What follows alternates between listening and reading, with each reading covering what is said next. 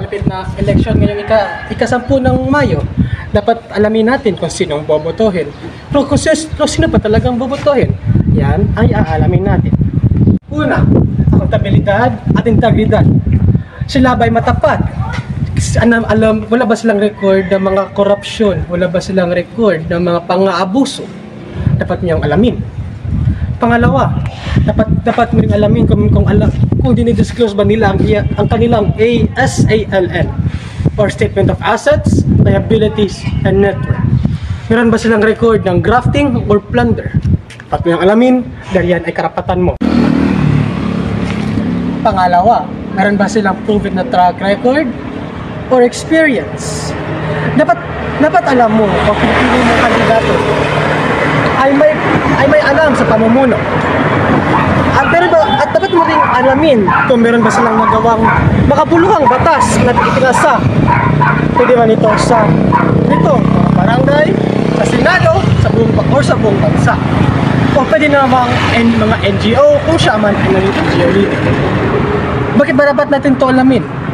Dapat di tayo naglalagay ng mga kandidato sa mga pamahalaan na walang alam.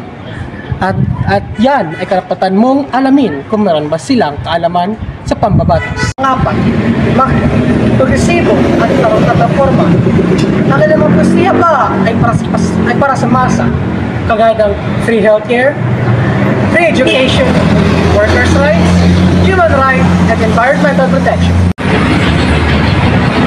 Panglima, kalayaan at lakas ng loob laban sa pang-aabuso. Dapat yung hindi yes man sa kaninong politisyan at handang suriin at balansiin ang executive branch. Pang-anim, accessibilidad at connection sa mga tao. Sila ba ay nakikinig sa kanilang mga kasama? Sila ba ay bukas sa mga konsulta?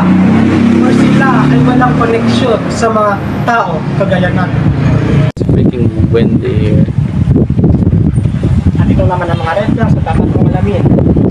Una, mga pwedeng pangako. Pangalawa, membro sa isang political dynasty. Pangatlo, akusado sa mga graft or human rights violation. At pang-apat, membro sa isang disinformation network. At tips para sa paparating ng eleksyon. Stay fun, stay informed, stay knowledgeable.